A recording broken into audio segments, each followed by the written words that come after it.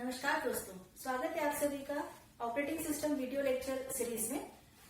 Previous lectures में हमने operating system के बेसिक कॉन्सेप्ट की बात की थी और गोल्स और फंक्शंस डिस्कस किए थे। और आज हम डिस्कस करने वाले हैं इवोल्यूशन ऑफ ऑपरेटिंग सिस्टम।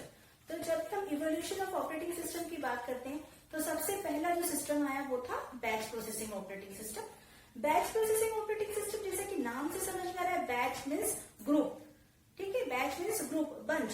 तो यहाँ पर सिमिलर टाइप के जॉब्स का एक ग्रुप बनाते हैं, बंच बनाते हैं और उसे प्रोसेसिंग के लिए सिस्टम के पास सबमिट करते हैं। तो आइए देखते हैं इसकी पूरी प्रोसेसिंग क्या होती है।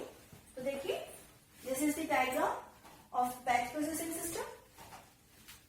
यहाँ पर देखिए, various users submit their job. देखिए यहाँ पर ये यूजर 1 है, ये 2 है, ये सभी अपना जॉब सबमिट करेंगे एक ट्रेंड ऑपरेटर के पास। ठीक है, अब ये ट्रेंड ऑपरेटर क्या होगा, ये यूजर की जॉब्स को सबमिट करेगा और उसे पंच कार्ड पे राइट करेगा। ठीक है, और पंच कार्ड पे राइट करने के बाद क्या करेगा, सिमिलर टाइप के पंच कार्ड पे राइट करेगा। कैसे? सिमिलर टाइप की जॉब्स को एक पंच कार्ड पे राइट करेगा। ठीक है, तो इस टाइप से वो क्या करेगा, वेरियस बैचेस बनाएगा। ठीक है, बैच 1, बैच 2। तो यहाँ पर जो बैच 1 होगी तो उसमें सिमिलर टाइप के जॉब्स का कॉम्बिनेशन होगा। ओके, तो ये आपकी एक क्यू बन गई। ठीक है, उस क्यू में फर्स्ट पे है बैच 1, सेकंड पे है बैच 2 अप टू एन। ठीक है, तो जब भी प्रोसेसिंग होगी तो बैच 1 पहले सबमिट होगी आपके प्रोसेसर के पास। ठीक है, बैच 1 सबमिट हुई, अब इसका प्रोसेसिंग कंप्लीट हुआ। देन जो आउटपुट है वो आउटपुट अगेन कहाँ स्टोर होगा, पंच कार्ड पे। ठीक है, आउटपुट भी पंच कार्ड पे। यहाँ तो पंच कार्ड या मैग्नेटिक टेप्स दोनों में से कोई एक चीज यूज होती थी।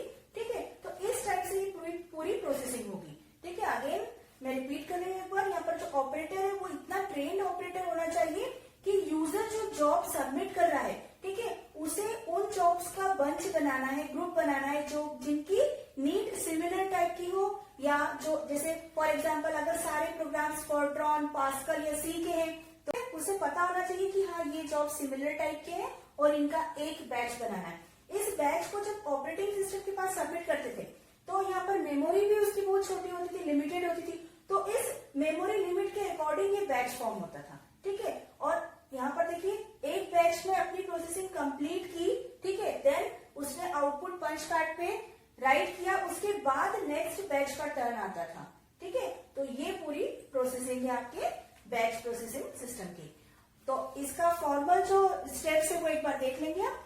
First, batch is defined as a group of jobs. Users submit jobs to a computer operator where these jobs are collected into a batch on punch cards or tapes. To speed up processing, jobs with similar needs are batched together and run as a group. तो यही सब हमने अभी discuss किया था इस diagram में भी, और हम देखते हैं कि इसके कुछ एडवांटेजेस और डिसएडवांटेजेस क्या है। तो देखते हैं एडवांटेजेस एंड डिसएडवांटेजेस। तो एडवांटेजेस में देखिए, it is easy to manage large work repeatedly in batch system. अगर कोई बिग टास्क मिला है और उसका एक बैच फॉर्म हुआ है और रिपीटेडली अगर वही काम करना है तो it is easy to manage. And second one is multiple users can share the batch system. So यहाँ पर देखिए, बैच जॉब्स का बैच बन रहा था तो हो सकता है कि एक बैच में 5 जॉब आए और वो 5 अलग अलग यूजर ने सबमिट की हो। तो यहाँ पर multiple users can share a batch system. Okay, अब देखते हैं कि डिसएडवांटेजेस क्या है। तो यहाँ डिसएडवांटेजेस की लिस्ट एडवांटेजेस से थोड़ी बड़ी है। देखिए डिसएडवांटेजेस के, फर्स्ट डिसएडवांटेज तो यहीं पर है कि यूजर जो है वो डायरेक्टली सिस्टम से इंटरेक्ट नहीं कर पा है। It means there is no direct interaction between computer and user, and it took a lot of time for mounting of tapes or punch cards. Means user जब अपना जॉब सबमिट करेगा तो जो ट्रेंड ऑपरेटर है उसके लिए ये बहुत बड़ा काम है कि एक बैच फॉर्म करना सिमिलर नीड वाली जॉब्स की और उन्हें पंच कार्ड पे राइट करना। तो ये टाइम टेकिंग टास्क है। Then CPU remains idle during the transition from one job to another. जब हम यहाँ पर देखते हैं कि एक बैच में यहाँ पर सीपीयू के पास एक बैच इनपुट हुआ, ठीक है, अब जब इसकी प्रोसेसिंग हो गई, अब जब आउटपुट राइट हो रहा है तब सीपीयू क्या है, आइडल बैठा हुआ है, कुछ नहीं कर रहा है। और फिर जब ये बैच 2 यहाँ पर ट्रांसफर होगा तो अगेन इसको यहाँ से मेमोरी में लोड होने में टाइम लगेगा। तो ये एक टाइम कंज्यूमिंग प्रोसेस है और उस उतने टाइम में सीपीयू क्या है, आइडियल बैठा हुआ है, कुछ काम नहीं कर रहा है, तो यहाँ पर सीपीयू का यूटिलाइजेशन लो हो रहा है। देन नेक्स्ट है मेमोरी लिमिटेशन। यहाँ पर देखिए पहले मेमोरी की भी लिमिट होती थी, तो इस मेमोरी लिमिट के अकॉर्डिंग ये बैच फॉर्म होते थे। तो मेमोरी की साइज छोटी है तो बैच भी हमारे जॉब्स के छोटे बनते थे। Then required trained computer operator means जो आपका कंप्यूटर ऑपरेटर है वो इतना ट्रेंड होना चाहिए कि उसे पता हो कि हाँ सिमिलर जॉब्स कौन से हैं। अगर उसने डिफरेंट जॉब्स को एक बैच में रख दिया तो प्रॉब्लम अराइज हो जाएगी। तो कंप्यूटर ऑपरेटर यहाँ ट्रेंड होना चाहिए, उसे पता होना चाहिए कि सिमिलर नीड्स के जॉब को एक बैच में रखना है और कैसे उसे पंच कार्ड में टाइप करना है।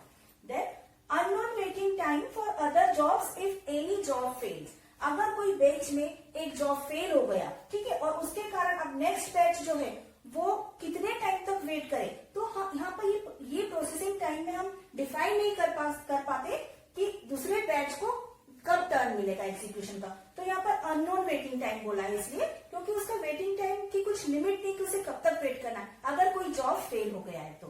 ठीक है, तो नेक्स्ट हम डिस्कस करेंगे स्पूलिंग। तो आइए डिस्कस करते हैं स्पूलिंग। तो स्पूलिंग का कॉन्सेप्ट कैसे आया, तो बैच प्रोसेसिंग में हमने देखा था कि वहां पर स्पीड मिसमैच हो रही थी। सीपीयू की स्पीड से इनपुट आउटपुट जो डिवाइसेस उनकी स्पीड जो है वो मिसमैच हो रही थी। तो इस स्पीड मिसमैच को दूर करने के लिए कॉन्सेप्ट आया स्पूलिंग का। सो यहाँ पर स्पूलिंग का फुल फॉर्म देखिए, साइमल्टेनियस पेरिफेरल ऑपरेशन ऑनलाइन।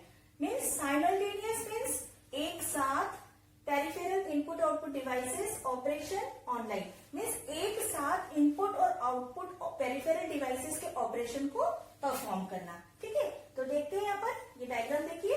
यहाँ पर देखिए इनपुट डिवाइस है, आउटपुट डिवाइस है, और जो बैच प्रोसेसिंग में डायरेक्ट सीपीयू और मेमोरी होती थी। ठीक है, तो इनपुट डिवाइस से डायरेक्ट इनपुट कहाँ जाता था, मेमोरी में। ठीक है, तो यहाँ पर हमने उस कॉन्सेप्ट को थोड़ा सा चेंज करके क्या रखा, स्पूलिंग का कॉन्सेप्ट। अब स्पूलिंग में क्या होता है, जो आपकी डिस्क है, ठीक है, डिस्क का एक बड़ा भाग जो है वो काम आता है स्पूलिंग के लिए, टेम्पररी बफर के लिए। मीन्स जो भी इनपुट डिवाइसेस में टास्क है उसे हम स्टोर करके रखेंगे कहाँ पर, डिस्क में, टेम्पररी बफर में। और जब भी मेमोरी को उसकी नीड है, ठीक है, मेमोरी को इनपुट चाहिए तो क्या करेंगे, जब भी मेमोरी में हमें कुछ इनपुट देना है तो वो कहाँ से जाएगा, डिस्क से, ना कि इनपुट डिवाइस से। ठीक है, इनपुट डिवाइस से जब कोई डेटा मेमोरी में ट्रांसफर होता है तो उसे टाइम लगता है, बट वहीं पर अगर हम डिस्क की बात करें तो डिस्क से मेन मेमोरी में डेटा थोड़ा फास्ट ट्रांसफर होगा।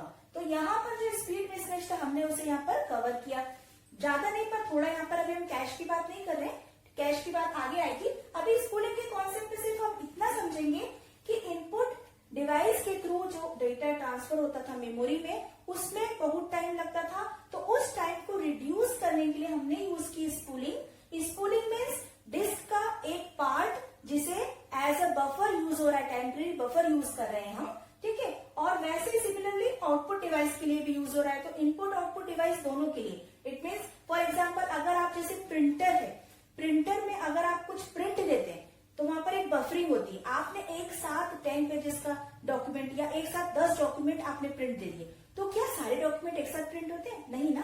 तो एक एक पेज करके प्रिंट होता है, पर वो स्टोर कहाँ हो जाता है, एक साथ बफर में। ठीक है, और बफर से फिर वो एक एक करके सारे पेजेस प्रिंट करता है। सिमिलरली यहाँ पर भी क्या होता है, एक बफर हमने इसके लिए रख दी कि जो भी इनपुट जा रहा है, जो मेन मेमोरी के लिए इनपुट है, वो इनपुट डिवाइस से न जाकर कहाँ जाए, इनपुट डिवाइस से पहले स्टोर हो जाए आपकी बफर में, टेम्पररी बफर जिसे हम स्पूलिंग बोल रहे हैं, और वहां से फिर वो मेन मेमोरी में ट्रांसफर हो। तो यहाँ पर जो टाइम लगेगा वो टाइम कम हो जाएगा। तो देखते हैं यहाँ पर formal definition, putting data of various input output jobs in a buffer. ठीक है, मीन्स हमने अभी वही बात की कि हमने डिस्क में एक एरिया जो है वो टेम्पररी बफर के लिए रख दिया है, और हमारी जो इनपुट आउटपुट डिवाइसेस की जो भी रिक्वायरमेंट है, मीन्स जो मेमोरी में ट्रांसफर होने वाली है या मेमोरी से आउटपुट डिवाइस में जाने वाली है, वो सब चीजों को हम कहाँ रखेंगे, टेम्पररी बफर में। Okay, then no interaction of input device with CPU.